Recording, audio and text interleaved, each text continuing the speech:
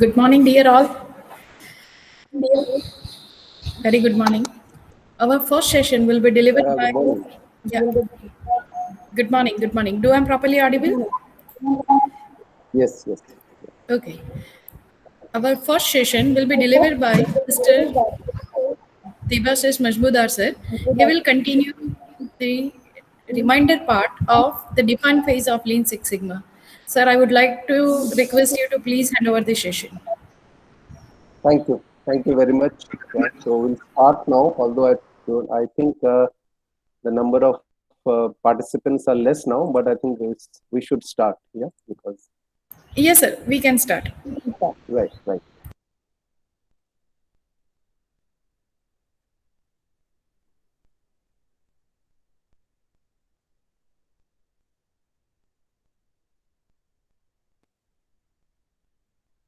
Are you able to see my presentation? Just wanted a Yes, sir. confirmation. Yes, sir. Yes, sir. Yes, sir. Yes, sir. Okay, excellent. Yeah. So we'll start off from where we left yesterday. We are in the define phase, and one of the important elements of the define phase is on the project benefits. Senior leadership and management is extremely, they want to know the project benefits, right? And you embark on a Six Sigma journey because Six Sigma is able to give you benefits which is more than the normal. It is structured and the approach is such that you can get quantum benefits, right? End of the day, we are looking for changes which is beyond the normal, more than the normal. So there are three types of benefits which generally is associated with the project. There are some really hard benefits, right? So one is that categories could be cost reduction, cost avoidance, revenue increase, and there are some clear operational definition which can be arrived as per the organizational definition as per your project. There are some soft benefits also, like cost avoidance. Now you are getting into some new technology, you are getting into new solutioning which will lead to cost avoidance maybe after 6 months, maybe after 1 year, right? So avoidance of future cost which you have not budgeted. Maybe you avoid hiring new employees, you have done something as part of the productivity, you have improved process product of a process, and currently you have say 3 employees and you continue with the 3 employees and you're able to deliver more productive, right? And you need not hire. In spite of you doing more work, you are avoiding the hiring, so that also could be a cost avoidance. And then the capacity increase, revenue retention and cash flow, these are all the soft benefits. And there are other benefits which are slightly difficult to measure. Some of them are difficult to measure and some of them can still be measured. Now, customer satisfaction. Organizations, do you really have something to measure customer satisfaction? Are you going to the customers and getting a feedback? You get feedback at every interaction? Do you get feedback 6 monthly? Do you get feedback yearly? Then you can sort of say, yes, this project has led to the customer satisfaction. Quality, right? Improvement in quality of customer deliverable. This is something which can be measured. Reputation. How do you measure reputation of a company? So this is something which again is slightly difficult to measure and sort of attribute as a direct benefit. Similarly, competitive parity, legal and employee morale also, right? Now, employee morale, employee satisfaction, employee ratings. Now, this again, your organization need to have some practice related to that. Then only you can measure some of it, right? Some of like I had mentioned, that suggestion box is a very good idea, right? Suggestion box can give you a lot of ideas which you can use for your strategic plan also, you can use for your tactical plan also, right? Through that, indirectly maybe you can sort of measure employee morale. So some of it would be indirect benefits, not easy to measure, and some of them are really easy to measure, and that is something which you can work with your finance and you can give the benefits clearly at the end of the project. Okay, so it is important that you understand which are the benefits you are looking for. which requires your financial team's intervention. You need to work very closely with the finance team, and also maybe some of the financial team representative may be there with you as part of your project team also, right? So maybe a one finance guy can be part of a project, 3 to 4 projects, because he will only be sort of helping you to sort of guide you on the benefits and the calculation. So again, we are still into the financial impact. So the first question is that what big whys will this project impact, right? The big whys are always linked to your strategic planning. So if it's client satisfaction is a big why, then it is important, right? Then if your revenue or your profitability is important, then you sort of focus on that, and there are figures to it, right? Client satisfaction has improved by 5%, but then what have you done? You have done some few projects which is leading to the big why. So that then only you can get the financial impact, right? So client satisfaction, the little why is reduced time to deliver. Have you reduced it? Have you reduced to less than 60 days? Right? Then there's the data collection process. Have you made it less than 40 days? Right? Then what is the project? You are implementing some new requirement form or you are reducing some waiting time. Then you can work and get to the benefits. Cost is linked to the EBITDA, right? EBITDA is earnings before interest, taxes, depreciation, and amortization, right? So this is earnings before interest, right? So there are some earnings which you can sort of say after you have paid the taxes. So those earnings are also something which you can keep it in mind. Organization to organization, this varies. End of the day, you have to focus on the big why. What is the big why? This is your project is impacting, and you need to work from your excess, very few excess to the many excess to the little whys to the big why. So that is what you need to work on. And in the define phase, we'll see to it as to what focus that we'll have, right? So the little whys is supposed to give you is a function of very vital few excess, right? You may have many excess, but then you also need to understand through the DMAT process, how do you get to those vital few excess? That is again part of the Six Sigma. Okay, let's look at one business case, right? Our accounts receivable performance for the finance invoicing area isn't meeting the goal of 47 days sales outstanding. Overall, this poor performance is causing cash flow and budget problems that are costing us, there is a figure of 4 million per year. So this is a very good business case, right? You have clearly outlined which areas the performance is a problem, what is that it is not meeting, and what is this poor performance leading to, and then you have a figure for that. What is that impact?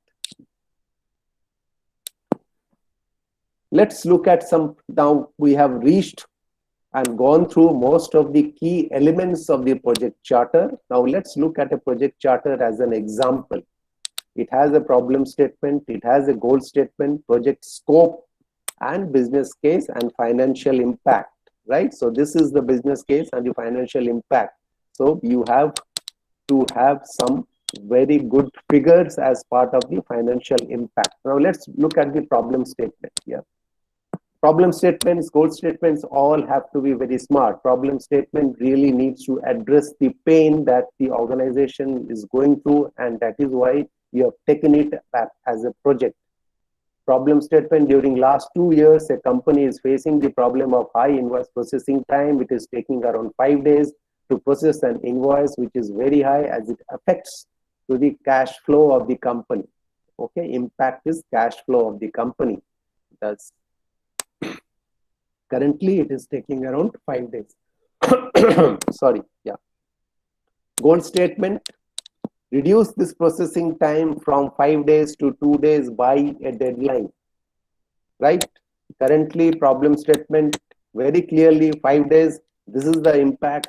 What is my goal? 5 days to 2 days by this time.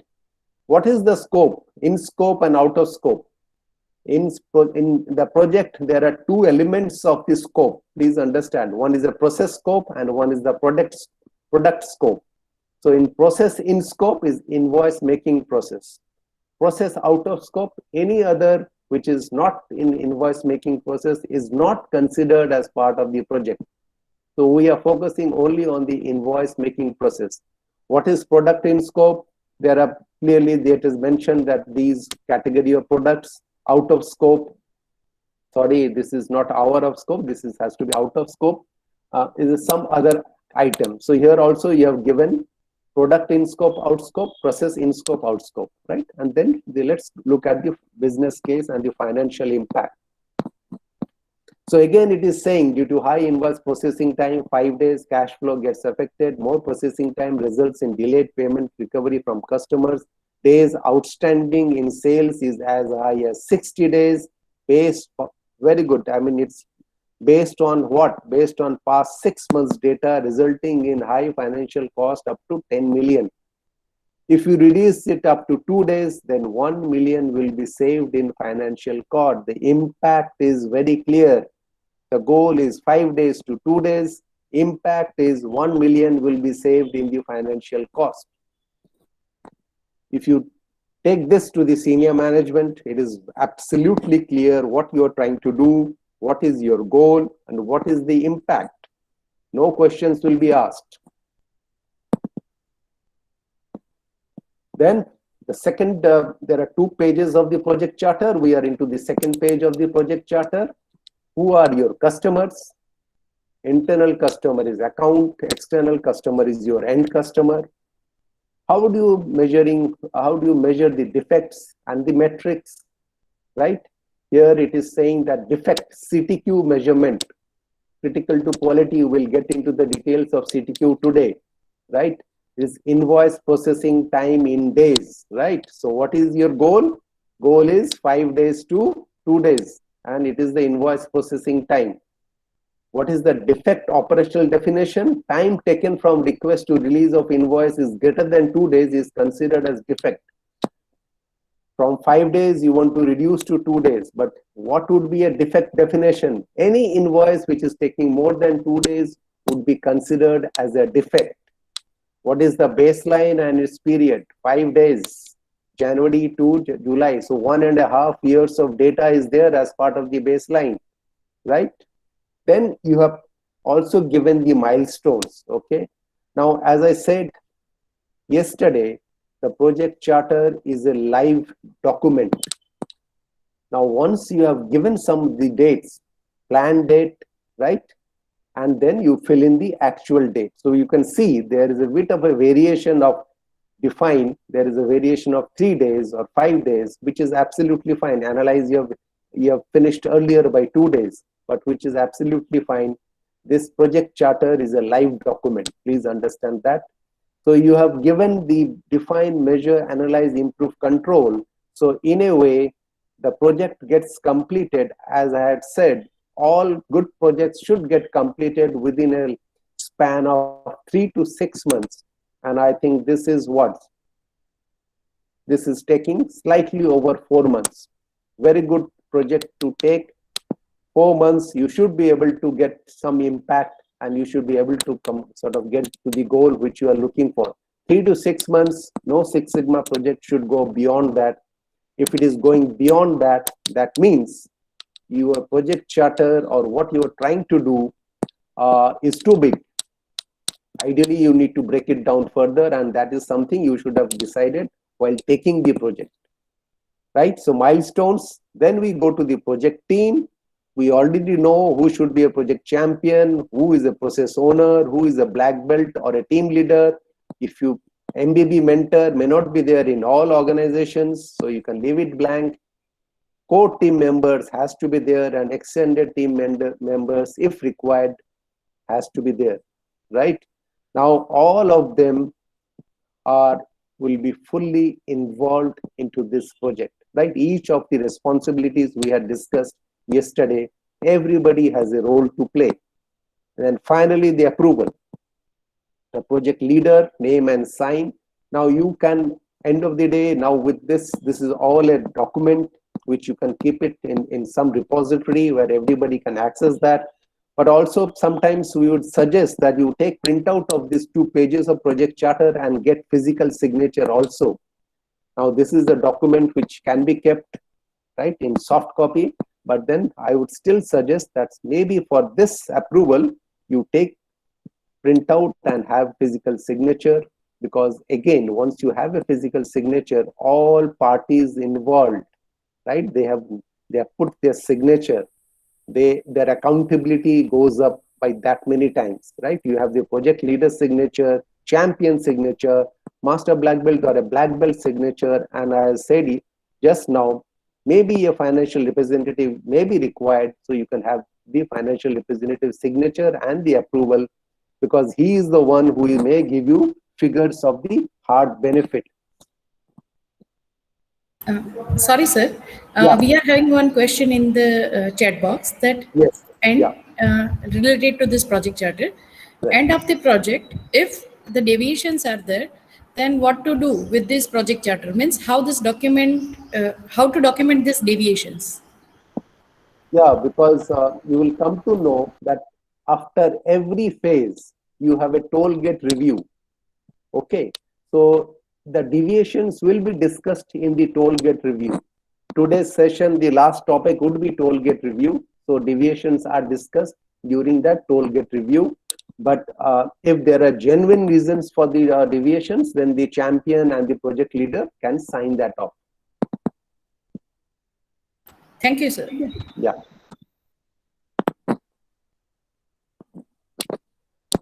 Okay, so this was any questions on the project charter, because now we'll be moving away from the project charter. So again, to reconfirm, it has a problem statement, goal statement, scoping, process scoping, product scoping, and the business case and the financial impact. Here you have to very clearly come out on the dollar or the rupee value of the project, right? What it is bringing to the table for the organization. Then you understand about the customer, there is a defect definition, operational definition, and some baseline metrics. Then the milestones of the 5 phases, because as I said, 3 to 6 months is something you need to have as part of any Six Sigma project. This project example is sort of saying it will complete within likely over 4 months. Then your project team, champion, owner, black belt, mentor, core team members, and if required, extended team members. And finally, the approvals and the signature. As I've suggested, good to take a printout and have the signatures and keep it physically. Everything will be there as part of soft only, right? Nobody will print out so many things, but I would still suggest to you the project charters, 2 pages. Take it out and get the signatures from and the approvals from the required individuals. Now we move to SIPOC map, right? Now what is SIPOC map and why is it required? SIPOC is actually helping in the project scoping. Objective is not to give the project go ahead, but to enhance its likelihood of successful completion. The project goals should be achievable within the fixed time frame and the available resources. Please understand that resources are always key, right? We are taking some extended support from the team members, from the other core team members. Are they available? And also there's a time frame, like this last project charter had a time frame of just over 4 months. Similarly, you will also have a time frame. So is that project scoping okay to complete that? Scoping outputs a clear statement of the areas of impact, project boundaries, and the exclusions. What is covered, what is not covered has been made very clear. And why should not be too big. Please understand, the big why should not be too big. Don't say that you'll do something, boil the ocean, or you wipe out world hunger. You will increase company profit to this. All these are too huge projects to be taken. right? Making process changes should be possible. So whatever you are suggesting, there has to be the probability of that completing within the time frame and with the resources has to be very high. Now, any project, any Six Sigma, you're taking a Six Sigma project. Why? Because there is an issue, you want to solve something, and you don't know the solution. Okay, that is why then only you're taking a Six Sigma project. If you know the solution, no need to take any Six Sigma project. So that is why your big why should also be within the limits, what you can achieve within 4 to 6 months. Then the small y should not be too small, right? Successful projects may not have the desired impact, right? Small y should have a clear line of sight with the big Y. Very, very important. The big Y is something which your senior leadership would have given you, right? Like the example that we saw, increased client satisfaction. Linked to that, what should be the small Ys? Again, I mean, these are very good pointers. Like in a project, let's have only 2 CTQs or maybe only 1 critical to quality. What is that critical to quality is something which you'll also see in the subsequent slides, and how to get to the critical to quality. Break complex project into several parallel and sequential projects or identify child projects, right? Now, of course, I mean, the requirement of maybe the big Y, increased client satisfaction, may require maybe 4 to 5 projects. So absolutely okay, go for that. You are all linked to the big Y, right? But no project should be so huge or humongous that it is set up for failure right from day one. SIPOC and Pareto diagram are useful scoping tools. Okay, we'll see SIPOC in detail, but I assume most of you would have heard of Pareto and the Pareto principle. Yes, sir. Okay, perfect. Yeah. So if required, you can do your Pareto, whatever data you have, right, and get into the Pareto and get into see what is the 80-20 looking like. So that also could be a good scoping criteria, right? What you can leave and what is absolutely that you have to take as part of the project.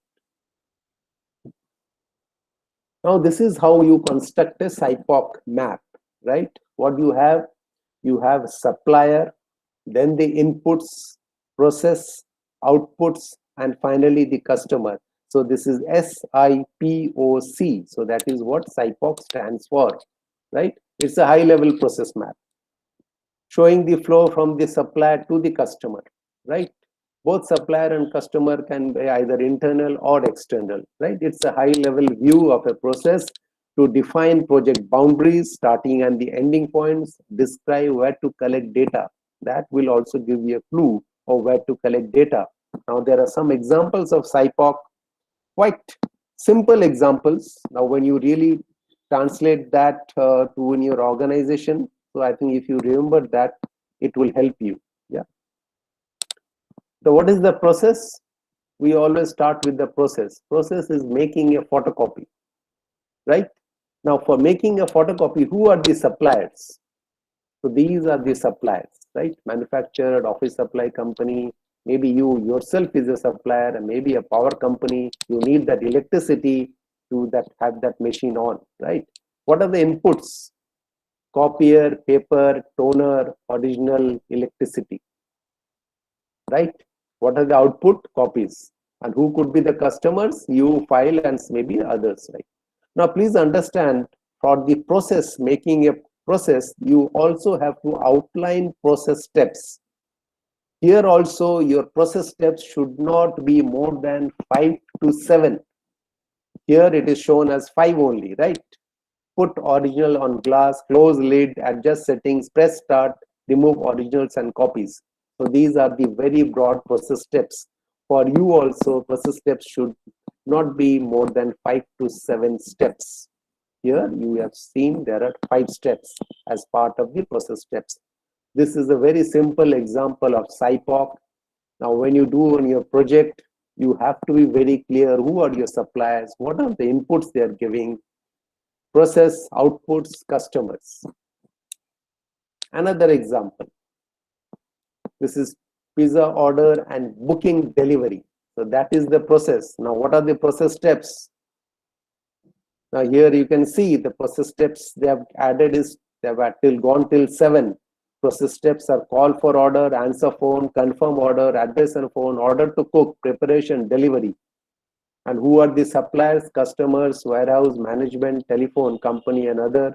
What are the inputs you are getting from the customer? You are getting information from customers like pizza type, size, quantity. Warehouse and depot is giving you the ingredients and the other materials. Management has decided on the process and the recipe. Telephone company has given you the phone or the cash register. Outputs and who are the customers, right? There would be some requirements also, like complete call less than 3 minutes, order to cook is less than 2 minutes, pizza delivered has to be less than 30 minutes. So there are some requirements also you have specified, right? And these are for the customers, right? So this is example of a SIPOC. Basically, it gives you a view of whatever is the process that you are looking at, what would be the important process steps, who are your suppliers, inputs, what is in the output, and finally, what is the customer looking at. Similarly, in the value stream map, I think yesterday in the first session, the VSM was shown in detail. Right here also, you actually have a workflow, right? You have a workflow from the customer, there's a purchase order, then it goes to the supplier, then there's its input, and then you receive the customer order, you process, notify, work order, installation, complete installation, and then finally you complete that requirement. This is also another workflow as part of VSM, right? So in defined phase, you need to have high level workflow. You use SIPOC or maybe you use VSM. Generally, we are using SIPOC. VSM also can be used, but VSM is more linked with the lean. SIPOC can, I think you can use, since it is Lean Six Sigma, whatever is comfortable to you, whatever you feel is more relevant for your project, you can use that.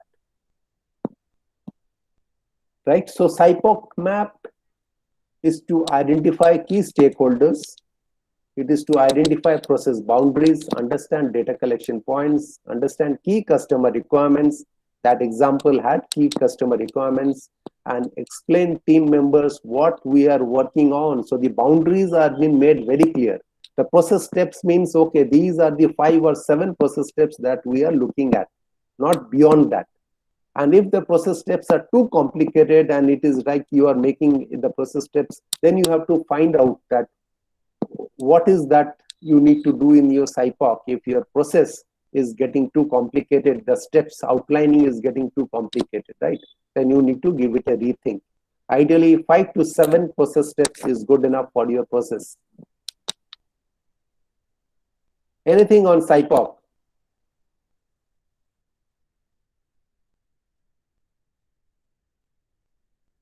Okay, let's move on. This is voice of customer, right? VOC, extremely critical element again of the Six Sigma, right? So there is voice of the business. Now, what is voice of the business? We have been talking of it. It is alignment with your strategy, right? What is the strategic plan? Always your set of long-term plans, right? So voice of business, what are your current business strategies and objectives? What barriers exist that prevent us from achieving our objectives? What targets are being missed? Voice of the customer, what do customers complain? That would give you a voice of the customer. How is the market industry evolving? Are we ready to adopt? Do we need to grow a new market where products, services, and processes don't currently exist? How can we better anticipate our customer needs? What is getting in the way of our ability to increase customer satisfaction? So these are all part of the voice of the customer, and it will be linked to definitely to the voice of the business, because some of it, like you can see that some of it you need to measure. Some of it you need to maybe get into small projects to understand the market. right? Because if the product, services, and processes don't currently exist, how would you plan for that, right? Maybe you need to do a demand V project for that and then try and understand that market, then take a call. Do you really need to go into that sort of market scenario with what products and services? Also, if you, again, you have to understand how is the market and industry evolving. That also will link it up to the voice of the customer. So there are critical requirements which we need to understand as part of the voice of the customer. Then there is a voice of the process, right? VOP. You understand flow, waste, defects, right? What are the processes highly correlated to our strategy that are not performing well? Again, you can see it goes back again and again to your strategy. So as a first case, the organization strategy has to be really laid down well, really thought of well. Then all this will fall in place, right? Now, if you're looking at the voice of process and you are not clear on your strategy, then how will you correlate? You will not be able to correlate, right? Where is the waste in the value stream? Which processes are most expensive, most cumbersome?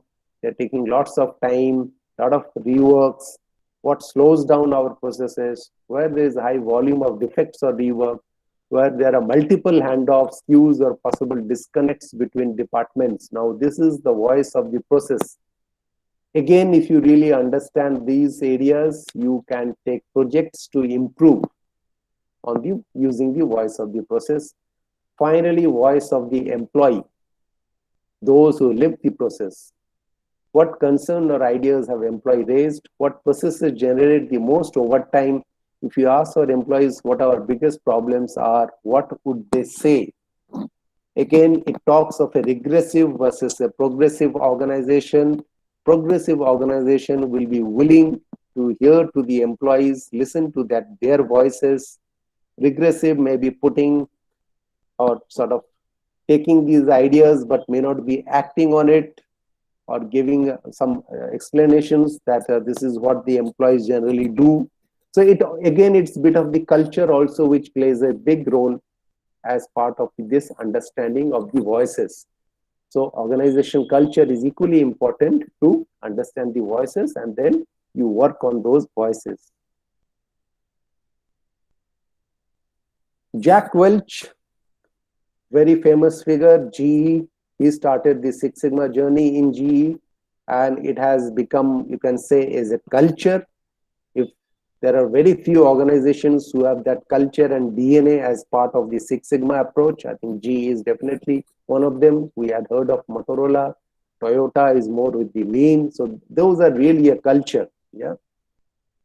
The best Six Sigma project begin not inside the businesses, but outside it, right?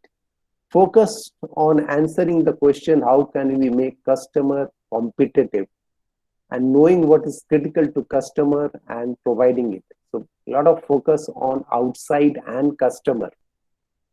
So because that is what organizations will have to think, and that is what organizations will have to drive, right? To get into a position, to get into a situation where they can start having a greater share of the market, right? Okay, so it all starts with the customer. That is what is being sort of said again and again. Customer defines waste and value. Customers feels the effects of the long cycle times. Customers feel the variation. Customers define defects. So all this is linked with the customer. Now, this is a statement. I don't want to pay for you to double check product. Can't you get it right the first time, right? Now, because if you have a vendor, right? If you are a vendor for someone and you are sort of saying that I am double checking and that is why my price is this, they can easily say, stop that checking and do it the right first time, right? So you need to sort of think on what you need to, which project you can take, which process you need to follow to solve it. Your competitor can provide this product in 1 day. Why does it take you 5 days, right? So that you need to have very good answers for that. Products from your different business units all look different. again, right? So what is coming from unit 1 and what is coming from unit 2 and unit 3, there is some variation. Sometimes you deliver with no defects, sometimes with defects, right? So there's no consistency. So variation, inconsistent approach is what customers are feeling immediately. Customers define defects, delivery late. Again, product was having defects, so they see it definitely and they remember that. So if you really are focused on the customer, so you will take care of. Now, how do you take care? Suppose you have most of these issues with you, then which one you need to take care first? Then you need to get into the prioritization, and then you need to start taking care one by one. Again, you need to sort of go back to your customer and say that yes, we know there are 4 issues, but these are the first 2 issues are what we are tackling now, and after 6 months we will go back to the 3rd and the 4th. That is also something sometimes you need to share with your customer also. Now this is something based on the voice of the customer, right? Customers want their pizza delivered fast. No doubt in that, right? This is, we all experienced it. There's a Domino's pizza example is given, but anyway, it can be any. So what is the guarantee? 30 minutes or less, right? And we measure performance. We measure performance and found an average delivery time of 23.5 minutes. So on-time performance is great. Customers must be happy with us. I would like some comments on these 2 parameters. Guarantee is of 30 minutes or less. Average is of 23.5 minutes. What is your comment on on-time performance, and what is your comment on customers must be happy?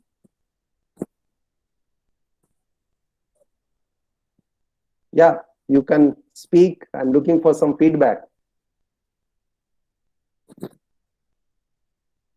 Hello, can you hear me? Yes, sir. Yes, sir. Yes, sir. Yeah, I'm looking for some comments. Scenario is 30 minutes or less. Your company is average is 23.5 minutes. So resources are optimized. Customer will be happy, sir. Customer will be happy. Okay, yes. And on-time performance, you will happy also is great, right or wrong? Yes, sir. Yes, sir. Okay. We are far better than the guaranteed time. Okay. Fine. Any other comments from anybody? Sir, is that actually something like, we are able to do it at 20 as a company, 23.5 minutes, but still we are giving a 30 minutes. Is that a cushion time, like our organization is taking? No, which is fine, because you need sometimes that cushion time. There could be traffic, there could be some thing, which is absolutely okay. Yeah, but the average, you are. This is only average time. But in this case, then Six Sigma is really required, because Six Sigma is always we want to reduce the process, and also we have to reduce the problems, right? But in this case, there is no problem here right now. Okay. No, somebody was saying something on average, right? Yes, sir. Since it is only the average time, at times it could have crossed the 30 minutes, and that should be avoided by the company. Absolutely. That is what I was looking for. Yes. Let's move to the next slide, and I think you will get the answer. Yeah. Right.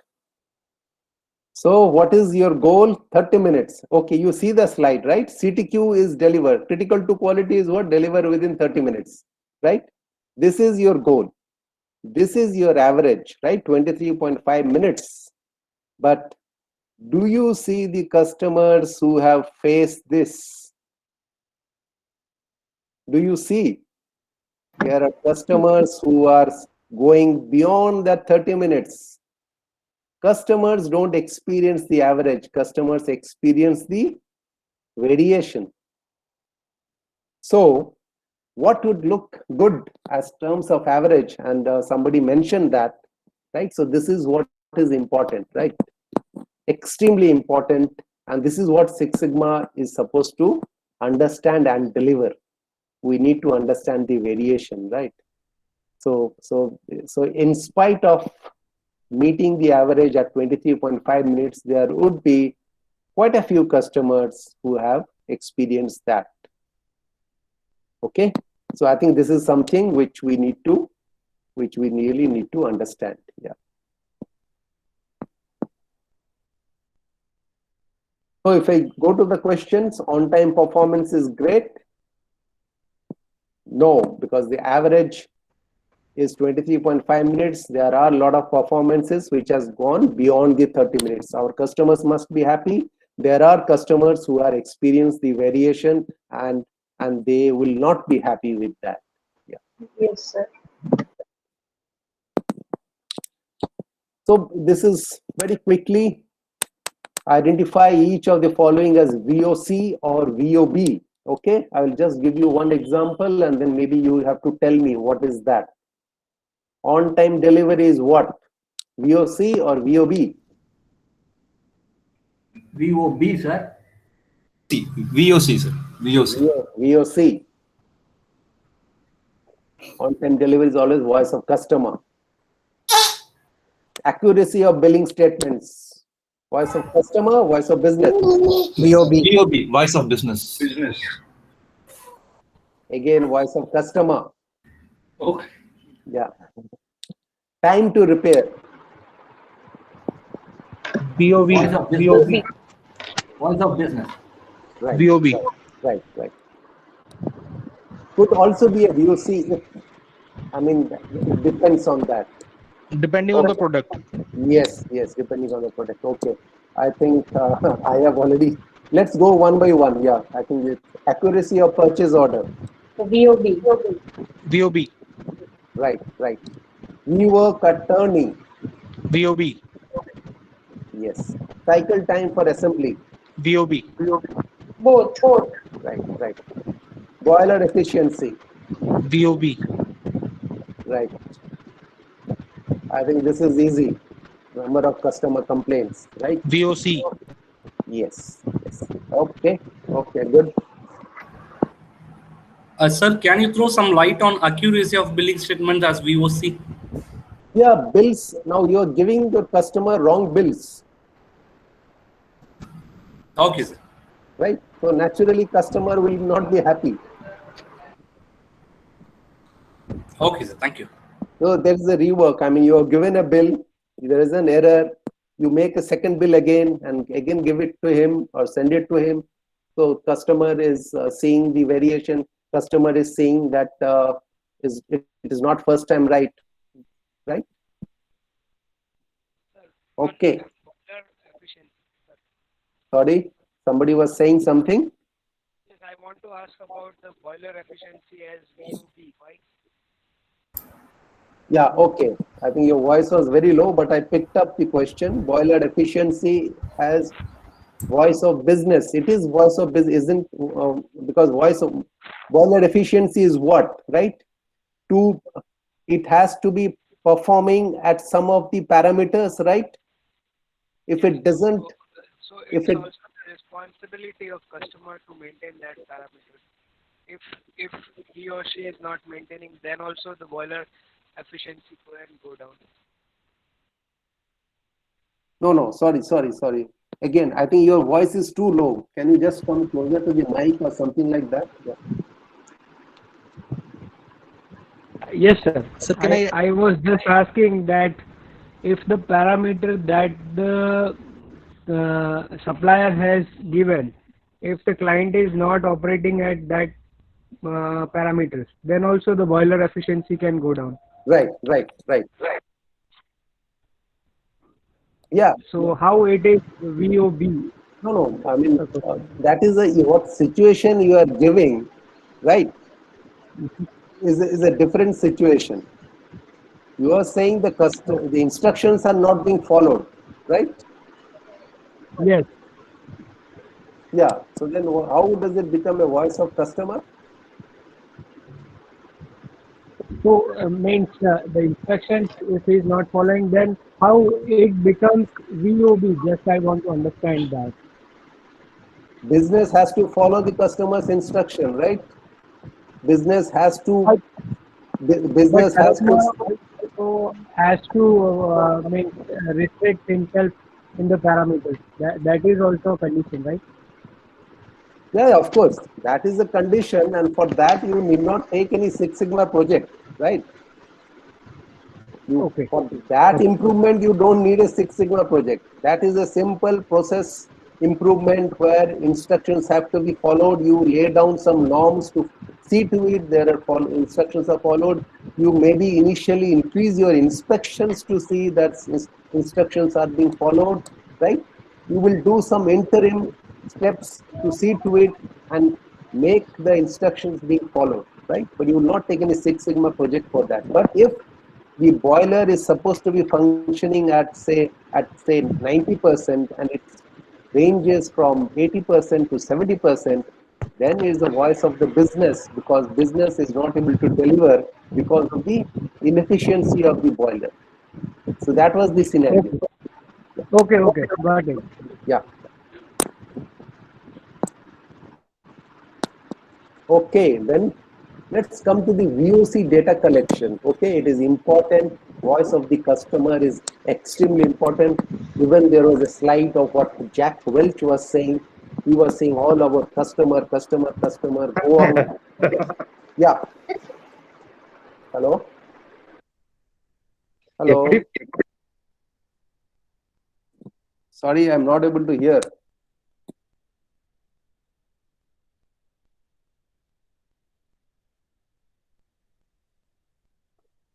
Hello? Sir, I Hello? think nobody is there. You can continue. Yes, sir, you can continue. Okay. I think somebody was asking a question or something like that. Okay, fine. I think, sir, by mistake. Is there any questions from the participants? Is there any questions? Okay, let's continue. Sir, you can continue. Yeah, okay. So let's come back to the voice of the customer data collection, right? So now again, it's an important aspect that organizations, it is related to the culture, is related to the strategy, is related to the how the organizations work. They need to be making extra effort to collect the VOC, right? And there is a bit of a direct and there is a bit of an indirect. How do you sort of get more information on the VOC, right? Customer meetings, representatives, benchmarking, right? Contact orders, specifications, complaints, warranty and repair data, right? So these are all bit of where you can directly get some inputs. Also, you can go out and do some surveys, focus groups, do some market research, and also get inputs on your customer, right? So again, the customer and dealer complaints are most important. Customer service feedback is important. If regulatory complaints are there, environmental complaints are there, so that also is something which you need to understand as part of your VOC. Now, in the warranty and repair data, there is one organization, I will not name the organization, right? Now, what it said was that we have a superb team to handle all the warranty and the repair data, right? We have a dedicated team to that. Is that a right approach, to have a dedicated team to handle all the warranty issues? Or you need to go a step back and understand why are you facing so many warranty issues and would you like to solve that first, right? So that is something we need to understand. Yeah, can we sort of address the root cause and what is the customer saying, rather than creating a team, huge call center to sort of start handling those issues, the complaints. So even from those call center, from the complaints, there has to be periodic analysis, periodic actions to be taken to sort of again go and understand the voice of the customer better. So there's the reactive data and the proactive data, right? Sometimes the customers will come to us and sometimes we will go to the customer. Yeah, but then it is extremely important that if the data is available, please work on the data. Please make the data actionable. If there is no data, please start collecting the data. Maybe sometimes through surveys, interviews, observation, market research, some benchmarking, right? Maybe here you have to analyze the customer complaints, technical support calls, product returns. That itself is a very good clue. Then some of the inquiries, some calls also you need to make to the clients. That is why there is in fact, the surveys that we currently have, some of the surveys that we currently have, they are more interested in getting a rating of 9 or 10. I will give an example. I think if some of you would have experienced, suppose you have a Hyundai car, right, and you've got it serviced. The tendency is that they are asking for only 10. I mean, they're not even happy if you give them 9. And they're extremely happy you give them 8. 8 means there will be call from the Hyundai head office. But 8 is still a good benchmark, right? But then somehow the Hyundai has given a benchmark of either 9 or only 10, and it is the dealer is forcing you to give that sort of ratings. So it's also, I think it is somewhere there is a huge disconnect with what is the voice of collection that you are trying to collect. Hyundai says that Hyundai is saying to his dealers that you should have all 10. Now that is not possible, right? Now you are forcing the dealer to go to the customer and say, sir, please give me 10, please give me 10. Otherwise, there will be some repercussion, there will be calls from the head office, etc., etc. So I think that is also not a good way of getting your voice of customer or getting the ratings.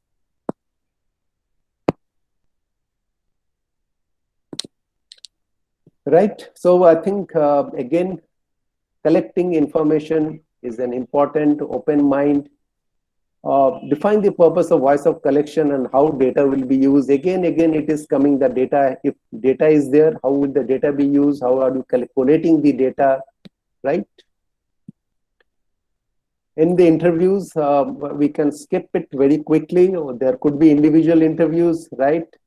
Sometimes, right now, in person is very difficult. You don't see the body language. If you are picking up the phones, majority of may not be willing to give you feedback in terms of the interview, right? So, I mean, it's a effort is being made to collect the voice of the customer, but then maybe the approach is not right. Maybe the time is not right. Sometimes you may not get what you are really looking for. So data also has to be filtered and understood better as to what is the client saying. Focus groups is a great technique in a market research. It's a qualitative market research technique. And if you are really looking for understand what are the customers' experience on something which you have sort of come out with, or what would be the customers feel if you are sort of trying to introduce something. So then you do the focus groups, okay? Again, it has to be done by somebody who is quite experienced in handling focus groups and modulating and sort of taking the discussion with these 5 to 10 participants. Surveys, again, if somebody sends you a survey, I mean, how many people do they really respond to the surveys? No, I mean, very few people do that. But again, whatever comes, if that bit of analysis is done, if that customer base is sort of seen and understood as to what is the survey going at, generally you may attend this sort of give feedback to a survey if you're highly unsatisfied, right? If you're not satisfied, if you're well satisfied, then you may not bother to answer the survey. But if you're unsatisfied, dissatisfied, then you may answer the survey, right? So these are all the methods to collect the voice of the customer. Extremely important. VOC is important to understand. And from this VOC, you will take up Six Sigma projects, okay? There is another important element which is called affinity diagram. And what is this affinity diagram? You do this affinity diagram again to understand as to what is happening, what is the requirement, right? So there again, there is a structure to doing this affinity diagram. There has to be a facilitator. It is supposed to be sort of getting into breakthrough thinking and stimulate fresh ideas, right? Permits the problem to be pinned down accurately. If everyone can understand and recognize the problem, you have a whole group and you are incorporating opinions of everybody in that group. It's a bit of a team building, team spirit exercise also, right? You are sort of increasing the level of awareness, and you can sort of ask the team to get into action, right? When you're constructing an affinity diagram, this is the steps that you need to follow. You have to select a topic, and then you collect verbal data by brainstorming. So you're using brainstorming as a technique and collecting the data. Then you discuss the info which is collected, which everyone understands it thoroughly, right? Each item on a separate data card, spread out all the cards on table, move data cards into groups of similar themes, natural affinity. So you are grouping and you are using the affinity, natural affinity to each of those themes, right? Now you're combining these data cards to a new affinity statement, make new card with affinity statement, and then continue to combine, and where actually you have less than 5 groups.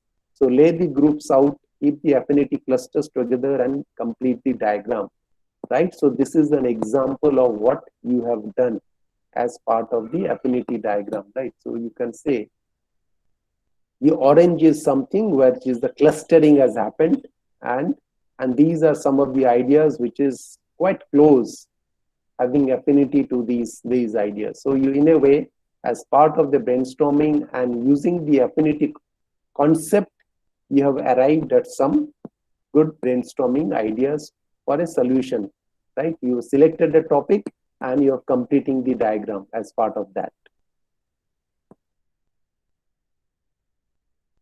Let's move to CTQ, because CTQ is again one of the most critical element in a Six Sigma project. You will be working on the CTQ throughout the project. You will be sort of giving your readings of the Six Sigma on this CTQ. Yeah. So what is CTQ? It's called the CTQ tree, where a big Y to smallest y is formed. What is the big Y? Timely processing of orders. What is the measurement method? CTQ driver. What is the CTQ driver? Average orders received per hour and average time to process an order. And what is the smallest Y? CTQ that you will use for your project, maybe number of orders received by phone, number of orders received online, and in terms of time to enter order, time to arrange shipment. So I think these small Y's are something which you will measure as part of your project, as part of your CTQ.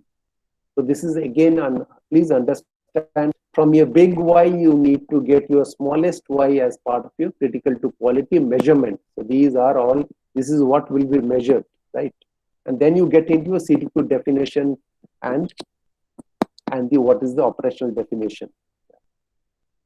Critical requirements of process outputs and other critical process performance measures are called CTQs, critical to quality, right? Sometimes what they are saying is that if the voice of the customer need is there, you call it CTC, critical to customer. Voice of business, you call it CTB, critical to business. But it is end of the day, it boils down to a measure which we are calling it as CTQ. And this CTQ is something which will be used throughout your Six Sigma project.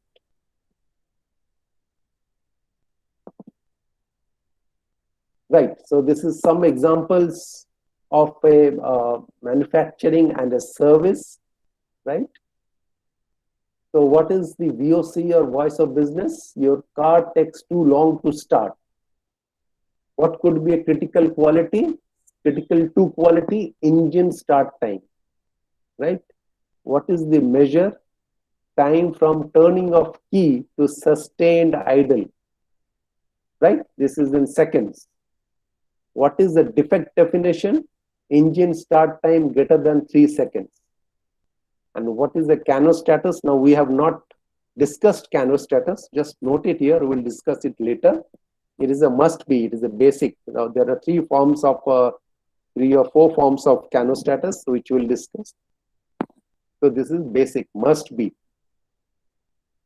Let's take an example of service. Do you have more than one person answering phone calls? Critical to quality is what? Prompt call attendance. Now you can see if you call to any call center, right? I mean, you have to wait sometimes 3 minutes, 5 minutes, 7 minutes before the call center answers, right? And now with this COVID, they would be giving you reasons that why they are not able to answer. Yeah. But then is it meeting the voice of the customer?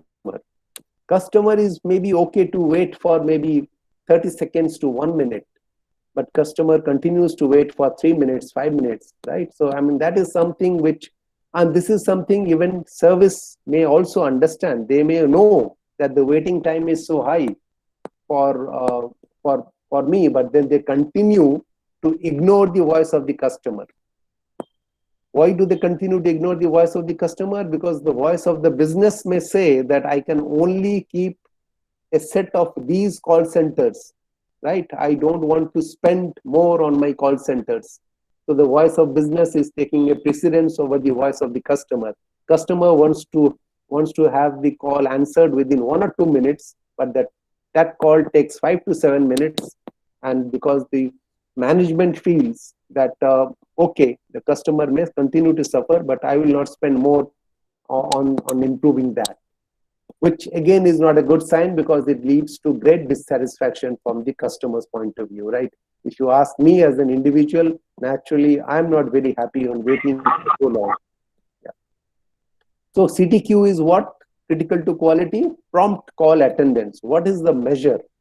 Number of rings before greeting. Now this measure can also change to number of minutes before the call is picked up, right? What is defect? Any call answered after 3 rings. Now the defect could be any call answered after 3 minutes. Kano status is what? Less the better. So suppose you have 3 rings and you are picking it up in 2 rings, so you are meeting your Kano status, right? So this is again an example of VOC with the CTQ measure, defect definition, and linked to the Kano status.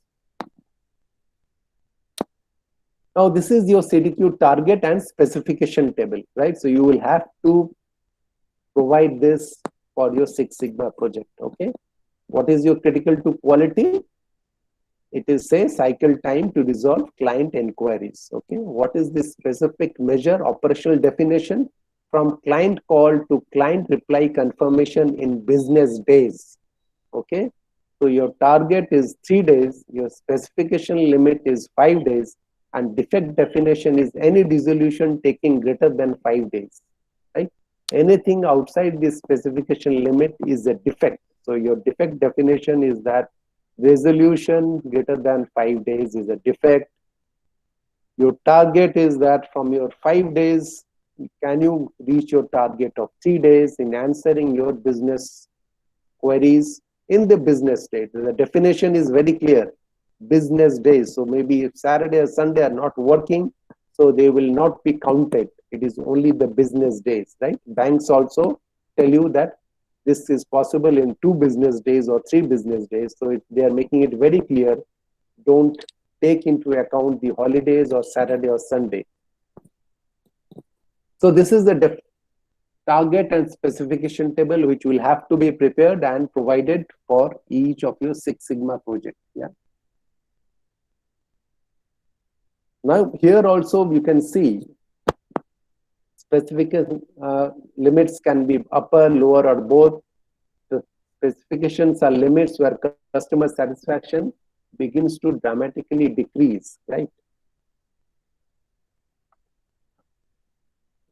Here is an example of quality of deliverables, okay?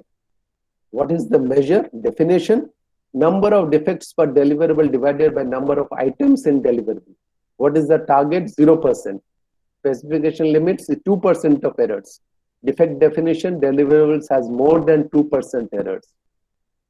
Right? So you can see that very clearly the target is 0%, absolutely error free. But in the limits, you are putting a limit of 2% depending on some past data, right? But then you know that as it sort of crosses 2%, then the customer is sort of highly dissatisfied. Customer is looking for 0%, and still maybe 0 to 2% is something which can be managed, but beyond that, customer will be highly dissatisfied. So this is something which you need to create for all your projects, and this components of a CTQ table. Yeah. Any questions on CTQ table? Sir, yes, sir. Yeah. Sir, in this slide, specification limit is mentioned as upper limit 2% errors. How to fix this 2% error, sir? What are the factors to be considered before fixing the specification limit? Yeah, this is again you depending on the data that you have.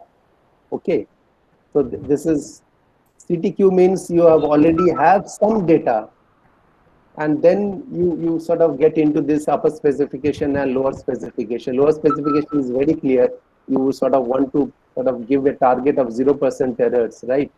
Depending on the requirement, depending on what is the customer looking at, depending on your at least 6 months of data or 1 year of analysis of data, you can arrive at your upper specification level. Okay, sir. Thank you. But there has to be some data, otherwise you will not be able to get to this. Yeah. So that is why it is important. If you have data, then please use the data and sort of make the data usable. And if you don't have the data, then please start collecting the data so that it can be used for these sort of usage in defining the CTQ, in defining is what is the customer looking for, etc., etc. Okay, I think we have now reached Kano model, right? Because here in this example, we had a Kano status, right? And let's understand what is this Kano model, yeah? Kano model is again something to understand more about your customer, okay? It includes stated and unstated needs, customers' perception of the quality of products and services, customers' definition of value, right? What is the value? Value is the right capability provided to a customer at the right time, at the right price as defined by the customer. A clear understanding of the customer is critical. Activities that add no value to the customer are by definition waste. If you want to give something to the customer which it doesn't really require, and then it has no value, right? It becomes a waste. Sorry, sir, for interruption. Yeah. There are hand raised by Nimesh Prajapati and Vijay Mohan Shetty. Sorry. There may be some doubt from the participants. Okay, I think there's a lot of info coming. Yeah, tell me. Nimesh sir. I think the moment you are putting your microphone on, there's a lot of echo. Yeah, I resolved it, sir. One second. Sir, from participant, there are two people who may want to ask the question. Yes. Nimesh Prajapati, sir, you have raised your hand. Do you have any question? Okay. Vijay Mohan Shetty. Vijay Mohan Shetty, sir. Hello. Sir, Chepan, sir. Yeah. Good morning, sir. Do you have any question? No, sir. Your hand was raised, so. Sorry, sir. Okay. So, sir, you can continue, sir. Okay, fine. So let's move to Kano model. It is again understanding more about your voice of customer and it's linked to the CTQ. Okay. We will use this example. I think if you have heard about Kano model, and if you have used it earlier, yes, I think this is an important aspect. We have used an automobile example, okay? Now, there are four, you can see there are some elements which is there, right? So it is talks of a customer being satisfied, and it talks of a customer being not satisfied. It also talks of that there has to be some basic needs, right, which has to be given to the customer, right? And there are some performance needs. If you really give to the customer, then naturally the satisfaction goes up. Yeah, there is something which is not implemented and something which is fully implemented, right? So I think these are the parameters on the basis of you need to use Kano model and understand what the customer is trying to say, and then are you sort of able to deliver what the customer is saying, okay? And then also there is a bit of a delighter also, right? Okay, let's understand the safety feature of a car. Like safety feature of a car is generally falling into the basic needs, okay? Now, again, the customer may not be demanding the safety feature from you, but maybe the government regulations has now asked all cars to have airbags, right? All cars to have seat belts, etc., right? So those safety features are something which the basic needs are there, right? So now customer may not even sort of the seat belt, if you are used to a seat belt and it's a safety which is critical and important, but customer may not sort of feel that they will feel that, okay, this is a basic need and I am using it, right? So safety for the automobile car, safety falls under the basic needs. Now, what is mileage? Mileage is a performance need, right? Here also, so in terms of the safety, you cannot go beyond something, right? You can implement your airbags, you can implement some braking, etc., warnings, light. If the belt is not there, you can sort of indicate as part of the warning beeps, right? Beyond that, you cannot really implement, right? It still remains in your basic needs. In terms of mileage, what is that? It's a performance need, right? This is like more the better. Now you're giving 15 kilometers to a liter. Now you say 20 kilometers. Now customer will be absolutely happy and there is no end to it, right? If you are able to give 100 kilometers to a liter, performance needs, customer will still be feel that can it be more than that?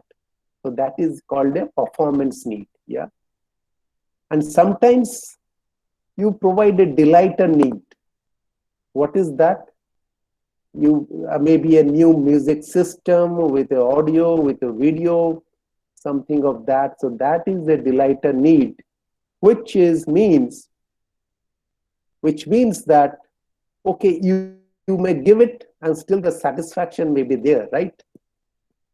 And if you sort of improve on this delighter needs, still it doesn't mean that the satisfaction will increase dramatically. So please understand, even with the delighter needs does not mean that the customer becomes highly satisfied. He will be happy about that, but then it does not mean that his satisfaction will be. But then in terms of the mileage, yes, if you improve on the mileage and the performance, the satisfaction will be increased further. So a Kano model is what to understand as to what is that customer looking at and what is that you are addressing. Are you addressing a basic need or a performance need, or are you addressing a delighter need? So that is something which you also need to understand when you are working on a project and it is linked with your customer.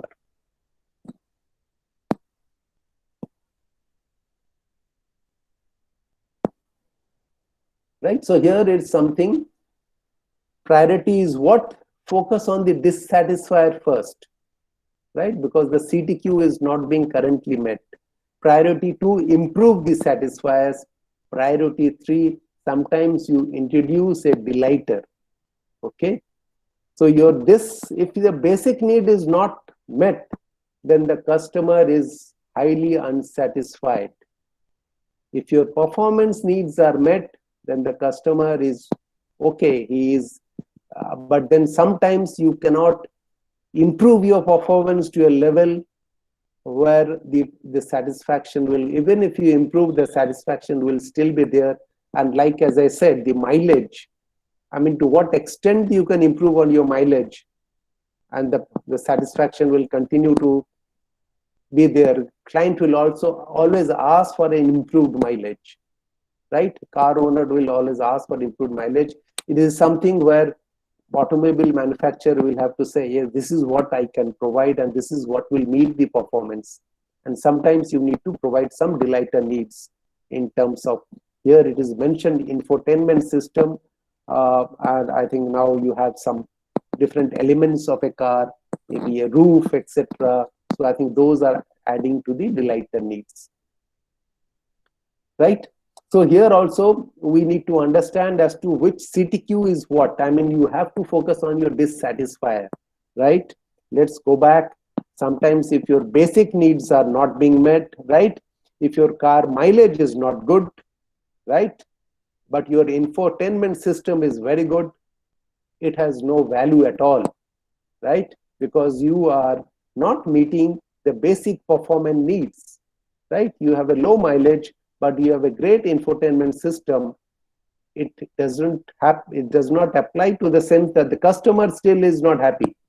His performance needs are not being met. And if you don't have the safety and the other features, basic needs there, then it does not matter at all if again you have a delighter or again you have a good performance, because your basic needs have not been met. So first of all, we need to focus on the dissatisfiers, then go to the satisfiers, and suppose if we have the liberty to introduce a delighter, excellent. Otherwise, we can focus on these dissatisfiers followed by the satisfiers. Yeah. So some example is there, right? You need timely response to inquiries, okay? Short time to contact rep. As I said, I'll be very happy if I'm able to, if somebody answers me within a minute and it is no transfer to another rep. Sometimes you call somebody and they said, hold on, I'll transfer to some other department. If that does not happen, these are good satisfiers, yes. But first of all, current answer is not provided first time, respond inquiries within 5 days or 5 some minutes. These are all dissatisfiers, right? Now, what is the delighter that has been added here? There is an online resource for most FAQs. If the frequently asked questions are put somewhere and I can go to that document and it is a well-written document, FAQ is so well written that most of my queries are being answered, that could be a good delighter, right? And this satisfier can be bypassed if I am sort of being to this new thing, new FAQs which has been introduced, and that can really add to a delighter because I can just scan the questions and see what I'm looking for and I can get the answer. Yeah. So we need to understand, first of all, please focus on your dissatisfiers first. That is what you need to take the project on, and that is what you will be measuring on. Okay. So first of all, do we understand the needs, right? Basic need, performance needs, and maybe a delighter. Then have we considered all the CTQs? Dissatisfied needs, are they being met? Satisfied needs, do you understand the neutral point? Are you meeting or exceeding those needs? Delighter needs. Did the customer mention any? Are the two delighters or the high scale or mode is better? Do you know any innovation may highlight these needs? So I think delighter needs is something, since you are interacting with the customers and you have a customer database, they are giving you some feedback and you are doing periodic analysis of that feedback, you may get the delighter needs from that feedback. You will also get satisfied needs from the feedback, and you can understand what is working well, not well. You can arrive at those which is you are meeting the performance needs. And if you're not meeting even the basic needs, then that is something which you need to immediately take action on, right? So Kano model is telling you, and there is a more detailed approach on how do you go to the customer, how do you map the customer requirement, what questions do you ask. That the Kano model can be, there's a lot of details which can be added to the Kano model, but then for our session, we are just restricting to the concept of the 3 needs which a customer will have. If you're not fulfilling the basic needs, you are in a bad situation. If you're able to manage your performance needs, okay. And sometimes if you're adding delighter needs, it won't add to the highly satisfaction, but it is definitely is important for the customer that you sometimes add some delighter needs. Yeah. So you have to sort of address this, which CDQ is linked to your problem and project, which CDQ will have the greatest impact to the customer, which CDQ is linked closely to your business strategic priorities. Are there any dissatisfied characteristics that are not being met? So when you are addressing and preparing your CDQ, please answer these questions. And I think for the last 2 days, we have been talking of this business strategic priorities, impact to the customer. Six Sigma, you can see, is focused on your strategy, is focused on the customer, and it is all driven towards that. Your CTQ is also will have to be sort of address that.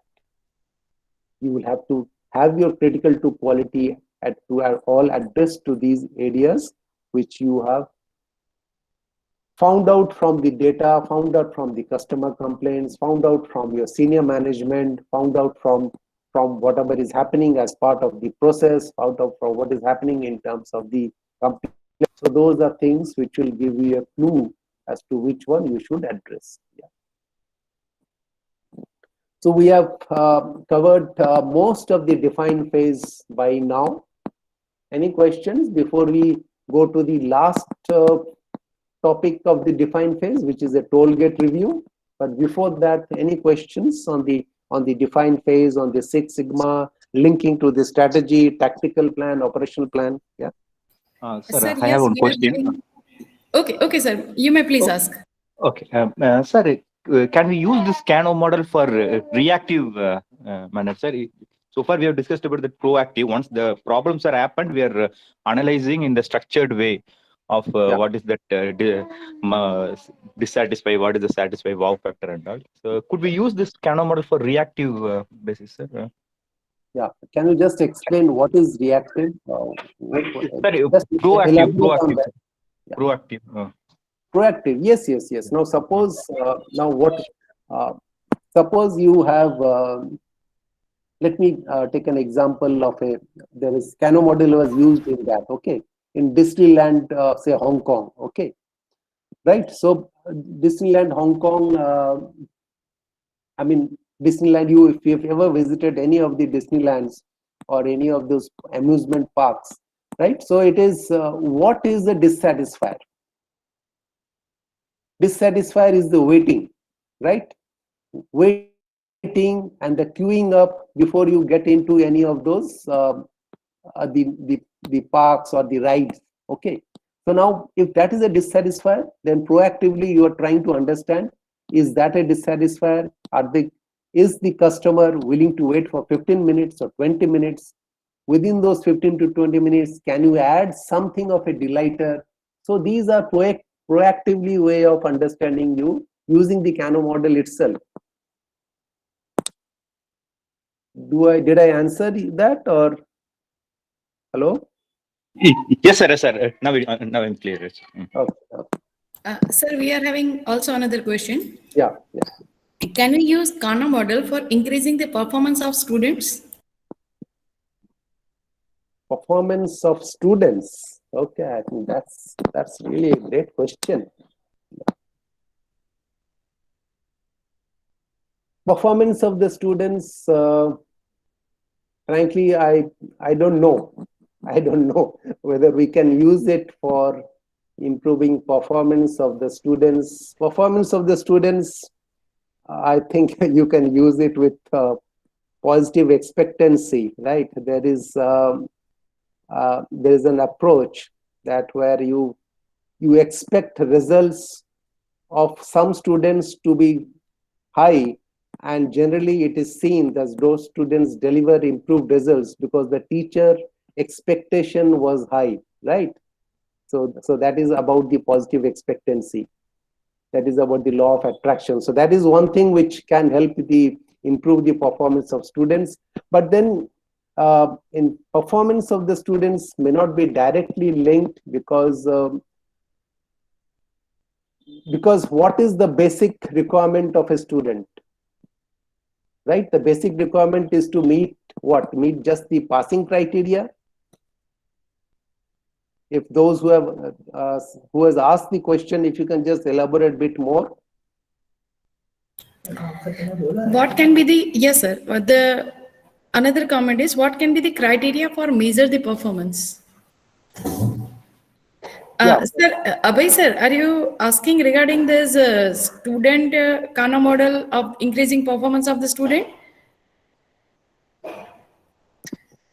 Sir, if it is possible, you can on your mic and you can ask your doubt. Yeah, because even I am also not very clear on what is the basic need of a student that you are addressing first, and then we can get into a performance need. Is the basic need only getting that passing marks, and is the performance needs what? I mean, the performance need is what? I mean, would you be happy that he gets a distinction in all the subjects? So I think that is something we need to understand. Okay. Yes, sir. True, sir. Sir, we are having another question. Yeah. In construction industry, how to apply the Kano model?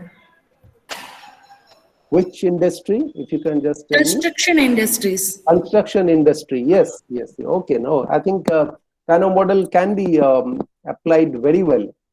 Kano model can be applied very well. Now, only thing is that for a construction industry, what are the basic needs of the customer? Right?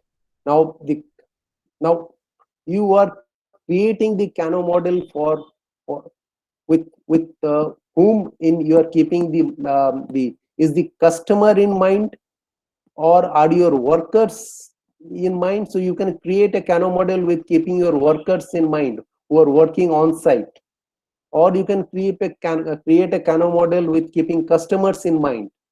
It will vary, right? For your workers, safety will be very important, right? But for your customer, they may not be worried about the safety of your worker. So depending on whom you are creating the Kano model or want to understand the Kano model for, you can create. Yeah, it can be created for construction industry, for your end customer, for your workers, or for your vendors. You can do that. Yeah. Thank you very much, sir. Yeah. Any other questions?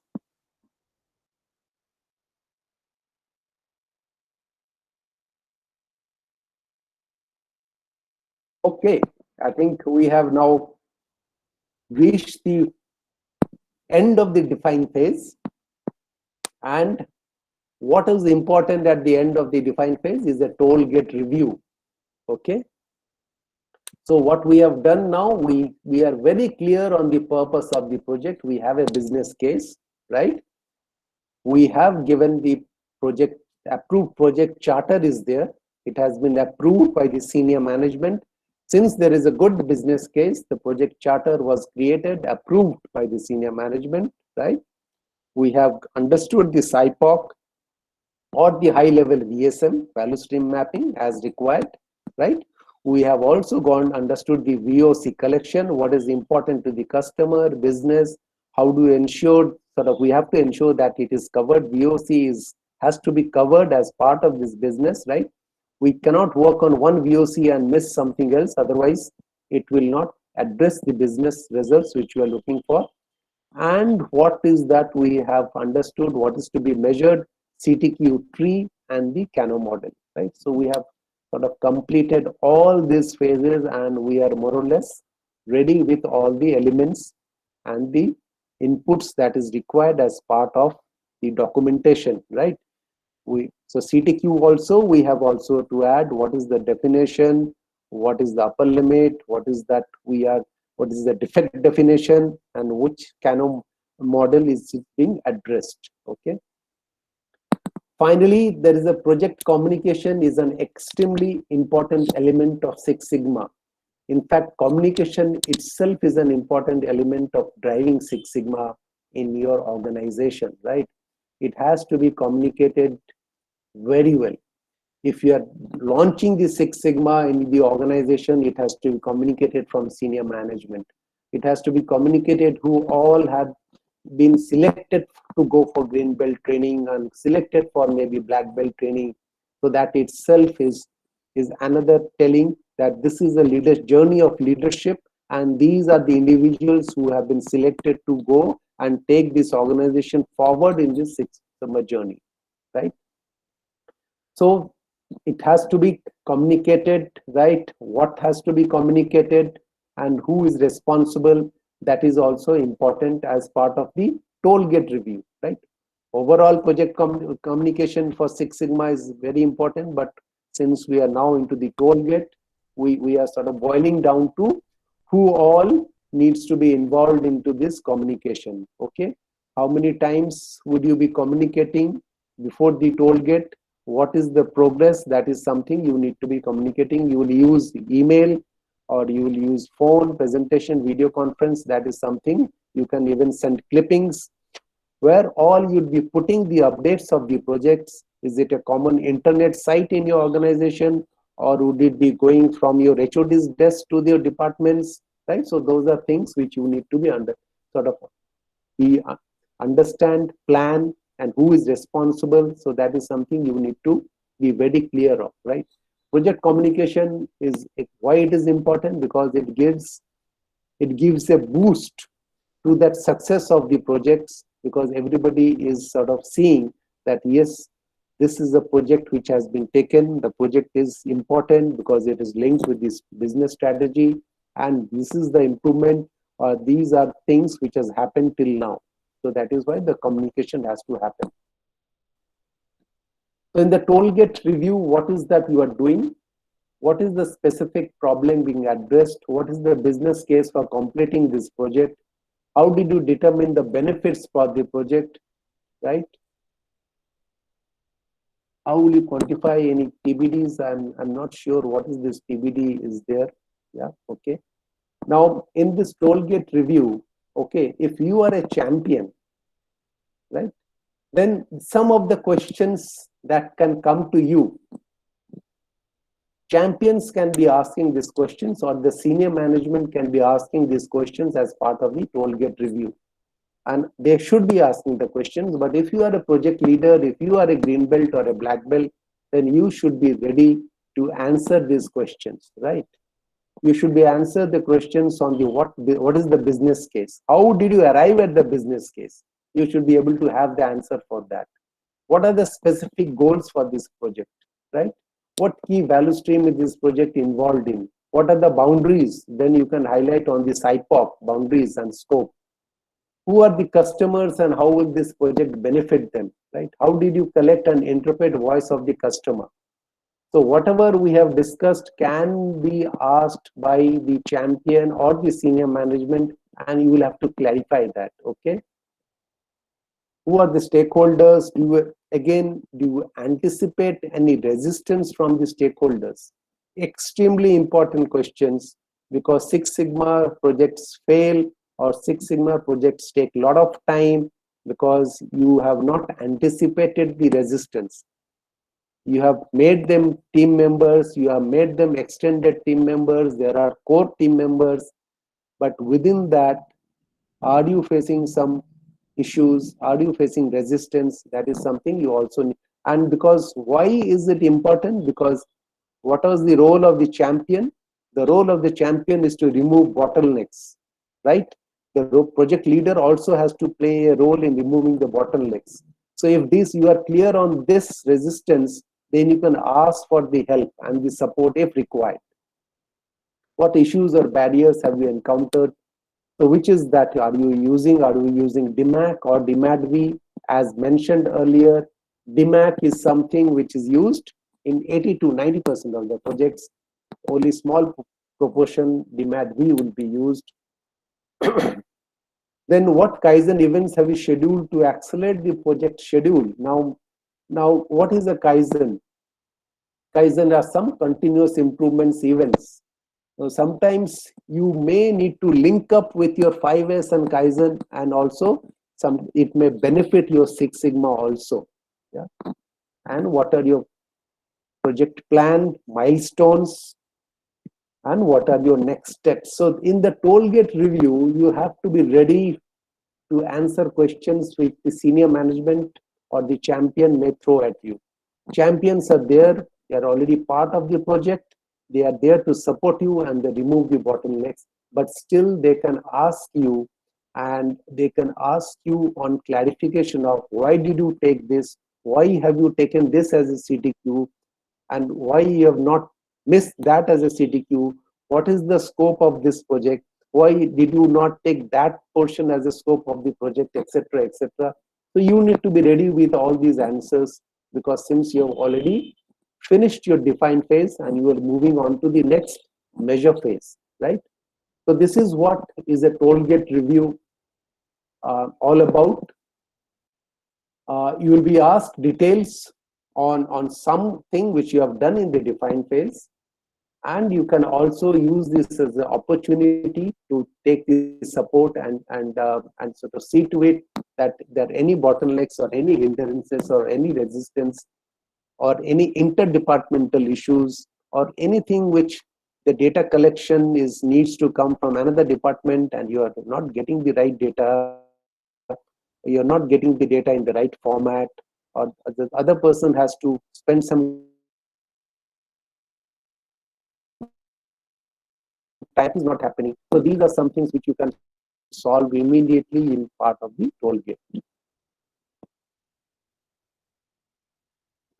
I think that's it. So I think that's it as part of the define phase. Yeah, I think I'm open for questions now. Yeah, any last question? Otherwise, I think we have covered define phase in I think quite a lot of detail. These are something which you will have to practice, right? You will have to write your VOC, you will have to use your CTQ, you will have to get into your Kano model, right? This was not something which was told to you verbally, but then you need to practice. There are forms, there are formats which you need to work on. Project Charter itself has 2 forms.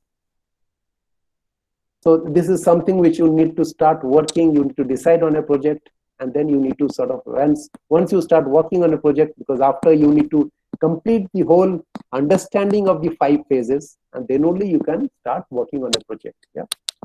And the other approach which we also use sometimes with the corporates also is we sort of tell them that this is the define phase, and then we give them a gap to work on the define phase, and then we start on the measure. Then we sort of, but that is something we do with corporates. But this time with the FDP, you are getting a feel of the 5 phases in quite quickly. In 2 or 3 or 4 days, you will get a feel of all the 5 phases. But then you will need to go back and then start working using these parameters. Yeah. So I think I think I can close the sharing. Okay. Is there any question from the participants? Thank you very much, sir, for this informative session. We enjoyed a lot, sir. Thank you. Thank you very much. Thank you. Okay. Thank you. Yeah. Bye. If there are no questions, bye. Yeah. Any another question? Any another question from the participants? There's one small query, madam. Actually, I need a guidelines. Yes, sir. Yes, sir. You may please ask. Yeah, sir. Actually, as I said yesterday also, we are not, as a faculty wanted to teach this particular course to our student, for define how we can ask our students to start a small, maybe white belt, yellow belt, or green belt level project. So any guideline that if you could give, so that we can, it will help us to define the projects for our students. Okay, sorry, if you could just... It's a clear academic kind of a question, but we need guidance actually. Yeah, just repeat the question. So I lost you for some time. Yeah, just repeat the question. Yeah. The question is like this, sir. As we want to teach this course, this as a part of our course content, and and evaluation may be in two forms. One is paper, pencil, and the second is students are supposed to use these tools for maybe some capstone kind of a project or small on-paper project. Right. On-paper project. So, can you give us guideline how we can define the project statements for our students so they can work on, they can complete it, define phase. Right. So, depending on whatever that they have taken as part of whichever course they are in. Let us consider the course title itself is a Lean Six Sigma.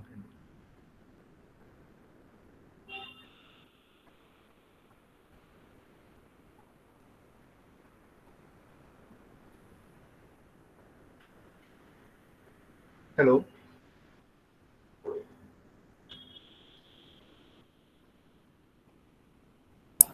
Hello. Hello. Maybe due to some technical problem he left. I think he will join. Yeah. Okay, sir. Yes, sir.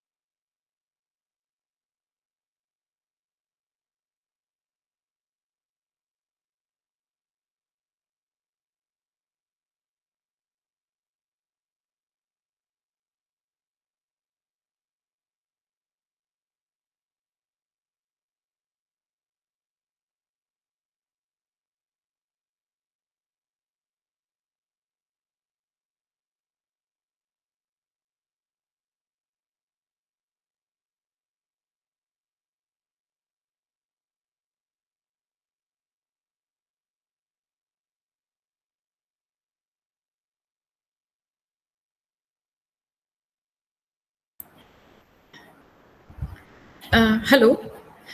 Sir is having problem in his laptop. Now he is on the call. You can please ask the question, and I think it may be work. Yeah, sir. You can speak, sir.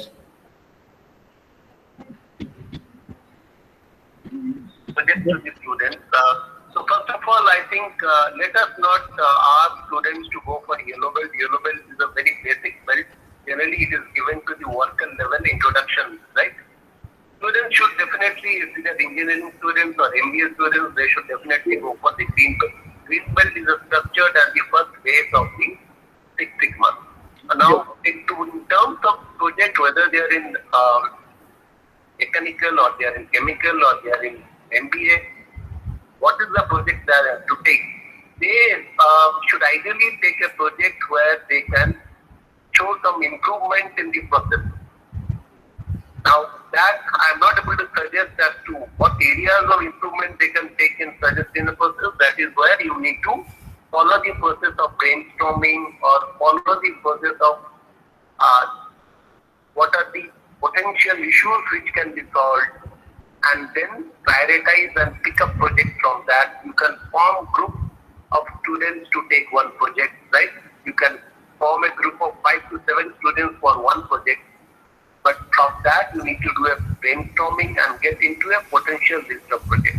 They should ideally use this technique to show the process improvement or improvement in the product what they are looking for.